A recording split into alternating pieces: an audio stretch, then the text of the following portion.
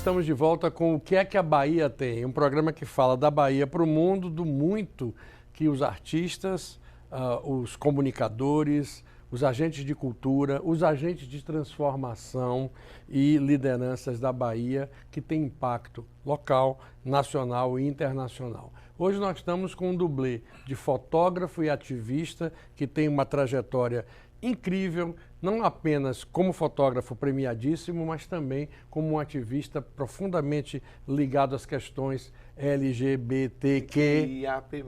Pois é, eu costumo dizer assim, que o povo me perdoa porque sabe muito bem que está tranquilo comigo, eu digo o alfabeto inteiro. As pessoas gostam de dizer que os LGBTs estão tomando o alfabeto inteiro.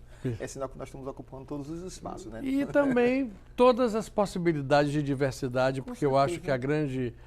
Esqueci até de dizer o nome do rapaz, Genilson Coutinho, muito conhecido aqui entre os baianos, muito conhecido no Brasil também pela militância dele, também pioneiro do rádio dentro desse espectro.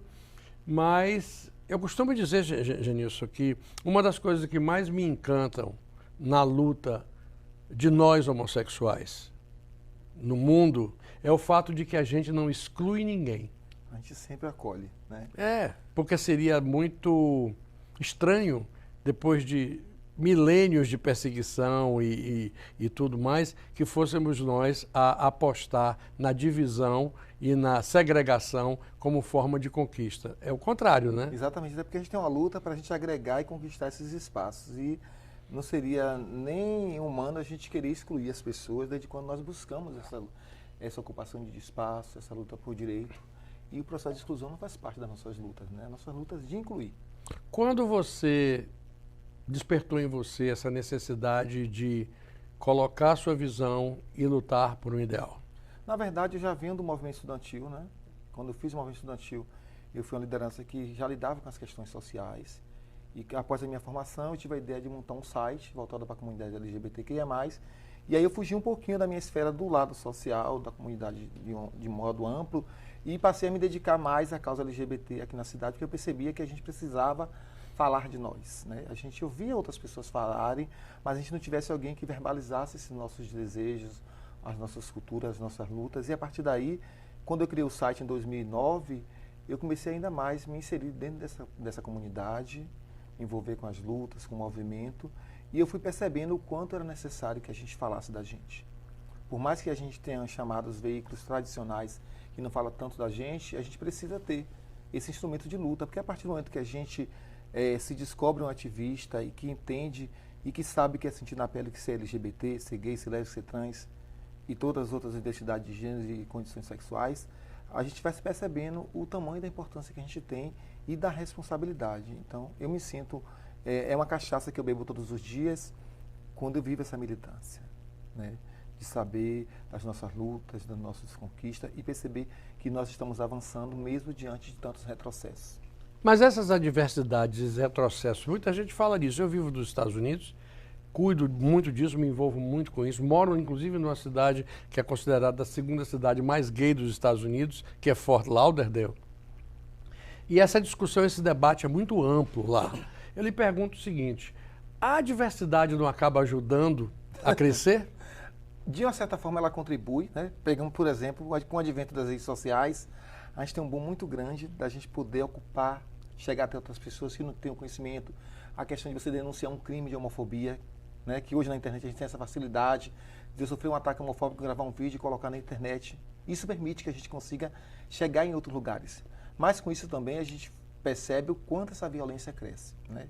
Umas coisas avançam, as coisas... Enquanto a resistência é muito maior do que muita gente imagina. Exatamente, porque se você pegar hoje o universo da rede social, você percebe que tem muita gente batendo na gente. A gente não pode ter o direito de adotar uma criança, que as pessoas se incomodam. A gente não pode fazer uma publicidade de uma grande marca de produtos de beleza, por exemplo, que eles vão em cima da marca e não querem que a marca apoie a comunidade LGBTQIA+. Mas eu acho que isso faz parte do processo democrático e que cabe a nós... E faz parte da luta. Exatamente, que cabe a nós como LGBT não desistir. A palavra do dia é resistir. Todos os dias. Cada vez que eu estou aqui contigo conversando, que outras pessoas vão ver esse programa, nós estamos fazendo um trabalho de formiguinha, né? Quando é que nós íamos pensar que um dia nós estaremos na TV Bahia falando de diversidade, né? A maior rede de comunicação do Estado? Isso é conquista. Com certeza, Por mais que haja com certeza. esses empecilhos no meio do caminho, a gente não pode perceber o quanto nós avançamos. Por mais que o Brasil seja o país hoje que mais se mata pessoas transexuais no mundo. Já há muito tempo. Há muito tempo, né? E que hoje se fala muito mais.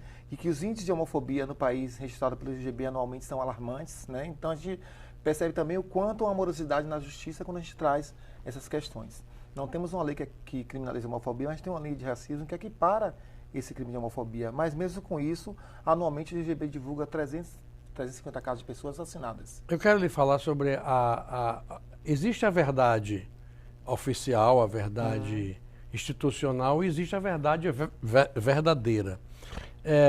A gente sabe, como baiano, que durante todos os tempos, toda a família tinha homossexuais. Toda a família tinha, inclusive, vou falar de um jeito aqui, me perdoe se alguém achar, porque hoje eu estou como o diabo gosta. Toda a família tinha seu veado de estimação, aceito, na medida que ele se comportasse dentro de um estereótipo. Você não acha que o que incomoda mesmo é quando os homossexuais cada vez parecem mais com os heterossexuais e não demonstram nenhum tipo de atitude que faça com que as pessoas se sintam confortáveis por saber que nós estaríamos na prateleira que eles querem colocar a gente? Mas eu acredito, Carlos, que a gente precisa naturalizar essas questões. Quando você disse para mim que os homossexuais se parecem como héteros, que bom que a gente pode se parecer com héteros. Com certeza. A gente desconstrói as duas coisas. Esse estereótipo que o gay tem que ser fechativo, o gay tem que ser feminino, tem que ser masculina. E a gente tem que mostrar que há uma naturalidade nisso e que as pessoas precisam entender que a base de tudo é o respeito. A partir do momento que você me respeita como cidadão e que você sabe que eu tenho os mesmos direitos que você e quando o seu termina aqui o meu começa, a gente desconstrói esses preconceitos pré-estabelecidos. E quando você traz um recorte da família, é muito complicado porque é onde nós temos a base, que é a família. Infelizmente, hoje no Brasil, a gente tem que lidar com as famílias que excluem os seus LGBTs, suas pessoas transexuais, que é onde nós deveríamos encontrar o principal apoio e a gente não encontra na maioria dos casos. E não encontra por quê, na sua opinião? Ignorância? Eu acredito que às vezes pode ser por ignorância, às vezes pode ser a preocupação com o vizinho, o que é que vai achar? Porque o filho do vizinho é gay, mas o meu é homossexual. Né? Então, assim, hoje ainda vivemos com essa preocupação de que as pessoas vão achar do meu filho. Mas o medo do inferno? Não é que inferno. O inferno é aqui. Então, assim, quando você traz esse recorte da família, então, assim, às vezes tem um medo, às vezes a mãe não sabe como lidar. E eu acho muito legal quando a gente está falando de um programa que a novela tem esse papel, às vezes, também de educar essas famílias. Porque, por exemplo, quando você traz o caso de uma novela global que falava da transexualidade, que era um assunto que tão pouco se falava, e quando você chega lá no subúrbio e que uma mãe percebe que ela tem uma menina ou um menino transexual e que ela acha que é sapatão, e que ela consegue ver na televisão, que é o maior veículo de massa que chega a todos, que ela desperta um outro olhar, isso é um processo de cidadania e de construção. Então, assim, a gente vai fazendo todos os dias esse exercício.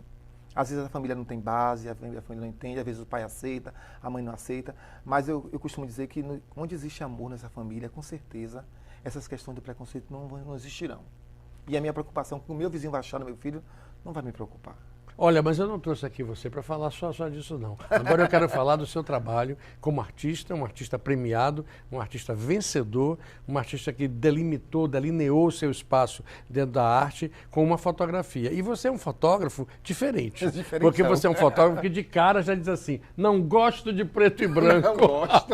Então você vai dizer por quê que este homem não gosta de fotografia preto e branco. Não, porque na verdade minha linha de pensamento, de trabalho, não está muito na questão do PRVG.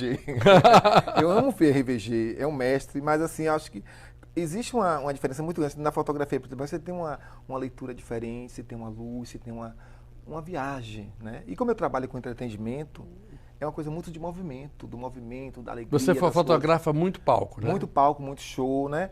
Diferente dos meus trabalhos, quando eu vou fazer por exemplo, eu fiz um trabalho que eu retratei a vaidade das baianas nas festas populares, a vaidade feminina. Então, que coisa linda. É uma coisa completamente diferente. Foi uma exposição que eu fui buscar essa sensibilidade daquelas mulheres que moram na periferia, mas que acordam cedo, que se maquia, que colocam aqueles adereços todos. Que é um grande momento. Exatamente, que é um grande momento para elas e que às vezes a gente está ali tirando a foto com aquela mulher, mas a gente não pensa na luta daquela mulher. E assim, eu quero que meu trabalho traga essa reflexão. Porque quando eu coloco uma baiana lá vestida, eu não quero apenas que você reflita naquela questão da indumentária, mas que você entenda que por trás existe um ser humano. Você não quer só o plano. Exatamente. O plano fundamental. Eu quero que minha fotografia tenha o objetivo de humanizar. Né? Assim, eu vou fazer uma exposição agora sobre homofobia, que eu vou tratar justamente dessa questão, desse olhar do invisível. Às vezes a gente vê não vendo. E a gente precisa ver vendo, né?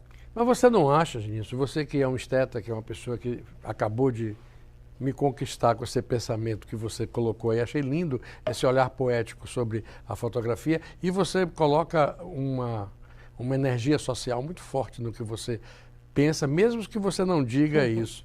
Você não acha que nesse tempo que a gente está vivendo, onde as imagens passam rapidamente, 2 segundos pelo dedo, a gente está correndo o risco de perder a essência da imagem nessa velocidade brutal com que as pessoas passam de uma imagem para outra, sem nem dar tempo de que a imagem pare um segundo diante de sua íris? Você lê e já tem outra coisa nova, né? Mas eu acho que quando você faz alguma coisa para tocar o outro, ela fica.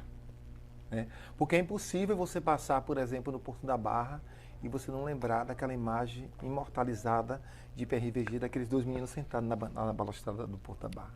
Não tem condições de você não perceber. Por mais que a vida hoje nos dê uma velocidade muito grande, vai sempre alguma coisa nos tocar. Isso é importante. O que é que vai combater isso e fazer com que o que você está dizendo se torne verdade? É o olho do fotógrafo? Eu acho que é o olho do fotógrafo e também o desacelerar. Nós estamos muito desacelerados. Às vezes a gente passa pelo outro e não vê. A gente vê, mas a gente não enxerga. A vida moderna faz com que a gente viva isso, né? A gente falou tanto de São Paulo é uma vida de louco, de louco, de louco, e nós vivemos isso. Às vezes eu passo pela pessoa e não estou vendo ela, estou passando. E a vida vai levando. E isso vai acontecer, principalmente com a velocidade da internet, que é tudo muito para hoje, as pessoas não se percebem.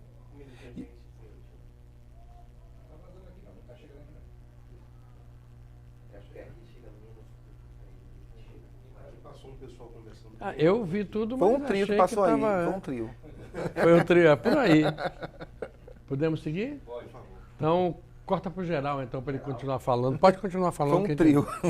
Então, na verdade, a gente tem essa coisa da internet que ela faz com que as pessoas se distanciem um pouco desse contato que nós estamos tendo aqui, com essa equipe aqui, mesmo diante das máquinas todas que estão na nossa frente, mas a gente tem esse contato. E às vezes a gente não tem, nem na própria família. Às vezes é todo mundo em casa, todo mundo no celular. Ah, sim, no restaurante. No restaurante é melhor fazer um grupo de casa para conversar. Então, é a velocidade muito... E acho que faz parte dessa modernidade que a gente tanto queria e que hoje a gente tem, mas a gente precisa também pensar mais além disso, né? Bom, contato. Agora eu quero falar de um lado bem diferente. Você tem fotografado algumas das grandes estrelas desse país. Quem é que lhe sensibiliza mais? Ah, gente, é tanta gente. Não, se tanta gente assim, não vai ser bom, não vai aceitar assim, tanta gente. Se você pegar antes da pandemia e pós-pandemia, para mim, assim, eu fotografei, por exemplo, Bibi Ferreira, incrível. Você vê aquela mulher entrando no TCA numa cadeira de roda, né? E quando ela chega no palco, ela está ali viva, né? Que assim, eu acompanhei o processo de Bibi no camarim, depois vi Bibi saindo para o palco e você vê aquela mulher com aquela voz que você silencia um teatro. É inacreditável. Você não tem noção, assim, você não tem noção da força daquela mulher, né? E eu fiz algumas fotografias dela que eu acho que são lindas, né? E que eu dizia assim, eu tenho a honra de ter uma selfie com Bibi Ferreira. É verdade. Pessoa, né? Uma honra. Isso não é qualquer pessoa. Selfie, não, e assim, os artistas baianos que eu gosto de fotografar, Daniela, porque é uma artista que ela se percebe na fotografia. Eu percebo que ela está olhando para a fotógrafa dela.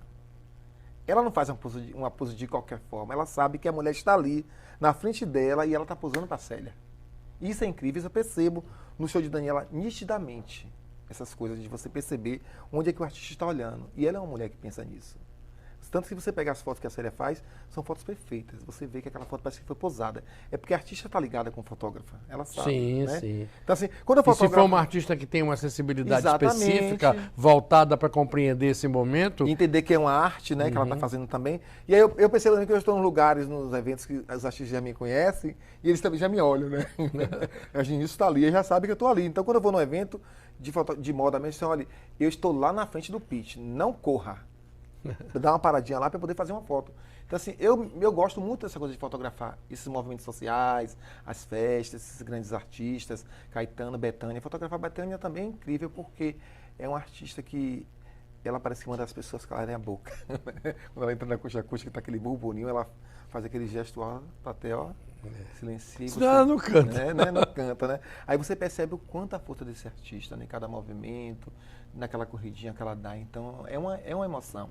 Por mais que a gente esteja por trás das câmeras, eu sempre me emociono. Também eu fui ver Margareth Menezes mesmo domingo e Daniela, e para mim é muito emocionante porque há muito tempo que eu não estou no show, né? Há 2 anos que eu estou fora de estar nesse movimento, de registrar, de ver os artistas, e é muito diferente, né? Porque foi a primeira vez que eu estava num lugar sem máscara, que eu estava curtindo um show, mas que está... Que voltou uma espécie de normalidade para você. Uma normalidade que para mim ainda está indo aos poucos, ainda não me acostumei e não ficar o tempo todo sem a máscara, né? Me diga uma coisa. Obviamente que você ainda é muito jovem, você tem milhões de artistas nesse mundo que você ainda não fotografou. Quem é que você poderia dizer para sua fada madrinha que chegou amanhã de manhã e perguntou: vou realizar seu sonho e você vai fotografar quem você quiser hoje, mas você tem que escolher uma pessoa? A Lady Gaga. Não tem outra, porque na verdade eu acho que Lady Gaga é uma grande artista que eu venho acompanhando, o crescimento dessa artista, que eu via dizer assim, é a cover de Madonna quando ela surgiu, né? A pessoa dizia, cover Sim, de naquele Madonna, momento né? mas nunca foi, na mas verdade. Nunca foi, mas é porque a pessoa quer sempre relacionar, né? E relacionar uma coisa boa, porque a Madonna é maravilhosa. Claro. E aí eu percebo o quanto essa artista se transforma, o quanto ela é camaleoa e quanto ela é humana, né? Ela tem a coisa da música que me conquista e tem essa coisa das causas sociais que ela se envolve. Eu acho que hoje, ela sempre foi um artista muito político. Exatamente. Também. Eu acho que hoje a gente não pode viver num país onde o artista não entenda o papel dele de mover as multidões, de fazer a democracia desse país acontecer. Um artista não pode ser silencioso, porque a arte não pede isso. A arte pede que você faça uma revolução. Você reconhece isso em Anitta? Reconheço, porque uma jovem artista que tem um poder de massa muito grande e que ela se percebe a força que ela tem.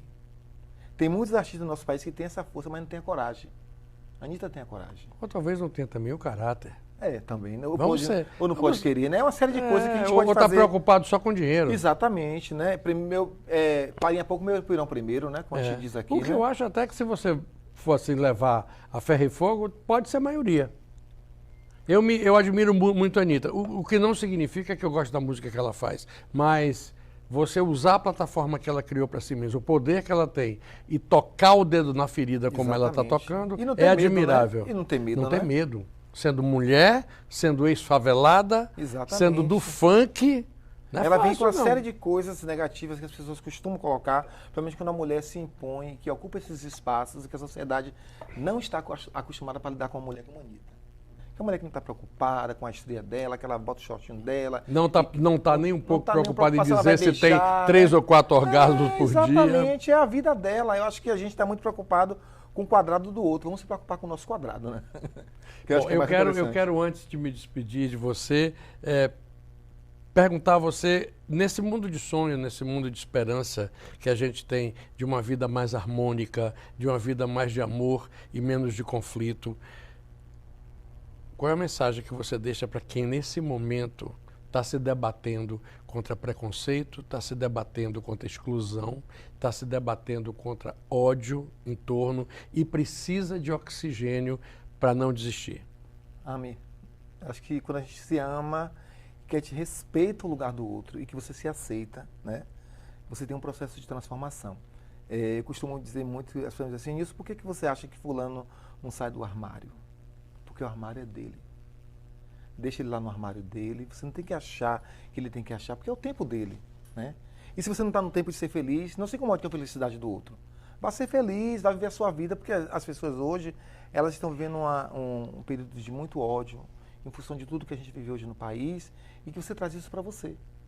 Mas o número de jovens que estão dentro de casa depressiva, o número de mulheres que são violentadas e que estão apanhando, a gente não consegue mensurar. Então vamos rezar por essas pessoas, vamos rezar por essas mulheres. Porque a gente vê assim, fulano morreu hoje, eu vou rezar por ele. Mas você está rezando mesmo? Poxa, né? Um amigo morreu, que Deus te coloque em um bom lugar. Mas você fez uma oração por essa pessoa? A gente tem que fazer essa reflexão. Né? Que tem uma história do Alto Lara Rezende, que é o Nelson Rodrigues, que usou esse pseudônimo, que ele disse que o cara morava num apartamento e que o cara passou durante 7 anos, o porteiro estava lá, durante 7 anos. Um certo dia o porteiro teve a delicadeza de morrer, para só nesse dia esse rapaz perceber que existia um porteiro ali. Isso é um monstro da indiferença. A gente faz todos os dias isso na nossa vida. Às vezes a gente não sabe nem o nome do porteiro. né? A Com gente sabe o nome do certeza. vizinho. E a gente precisa tomar essa pancadinha, porra, tem uma pessoa ali. Eu falo do faxineiro ao recepcionista daquele hotel do uísque que eu frequento todos os dias. Não vejo diferença. Moro numa periferia, não me vejo melhor do que ninguém. Continuo morando na periferia. Mudou para... Não, continuo no mesmo lugar. E às vezes as pessoas me perguntam, gente, você vai fazendo o que em Sussuarana? Se eu moro em Sussuarana. O nome é bonito, eu gosto. Eu moro em Sussuarana, porque ainda você hoje não vive aquelas coisas do carnaval dos anos 80, que para sair no bloco você tinha que colocar uma fotografia. Né? A exclusão hoje é outra. Porque naquela época tem que ter fotografia para a gente ver se é branco, Ou se é preto ou preto, rico, né? Mas os caminhos são outros, mas a gente vai rompendo isso. Né? Assim, eu quero deixar uma mensagem isso, que a gente enxergue o outro, independente da roupa que eu visto, dos calçados que eu queira escolher. Do bairro onde eu moro. Do bairro onde eu moro, que as pessoas estão muito... Do carro que eu dirijo ou não ou dirijo. onde que eu não dirijo, né? Porque é muito fino você andar de ônibus em Paris, mas não é fino andar em ônibus em Salvador, né? Claro. Eu não digo que não é legal andar de ônibus em Salvador por causa dos assaltos. Né? Mas andar de ônibus é tranquilo também, né? Então, assim, a gente tem que desconstruir essas coisas, Carlos, né? De falar, quando é que você vai pensar que um jovem da periferia que teve todas as possibilidades de se envolver com o tráfico de drogas está aqui conversando com você? É o que falta, é a oportunidade da juventude. Um bairro que você não tem arte, um bairro que não tem esporte, que a família não entende, uma série de coisas, e que a educação não é valorizada. Então a gente tem que pensar cada vez mais, quem são essas pessoas e o que a gente pode fazer por elas? E eu quero viver isso, de dar minha contribuição, porque no dia que eu não estiver dando a contribuição para o meu movimento, para minhas crianças da creche que vivem com HIV, para tantas outras questões que eu me dispo por isso, não faz sentido. Né? O que você diz assim, poxa, eu vou ajudar fulano hoje. Não faça fotografia não, ajude. Né? Vá lá e leva a cesta básica, mas não tire a fotografia. Que a pessoa já está em situação de vulnerabilidade, eu vou colocá-la mais ainda. Não há necessidade, não né? isso. Não é. Claro. Bom, eu quero agradecer a você, Gilson, pelo carinho de você estar aqui e quero dizer a você que está nos acompanhando que essa é parte do nosso compromisso. Levar até você pensamentos, ideias e posturas como essa de Genilson que ajudam a gente a entender porque não se deve nunca perder a esperança. Com certeza. Muito obrigado a você. Obrigado a vocês que acompanharam a gente aqui no Que é que a Bahia tem. Eu digo sempre para vocês no final do programa, o que é que a Bahia não tem. O que é que falta, né? Não... Espero ver vocês na próxima semana aqui na plataforma Focus Brasil Digital. Até lá.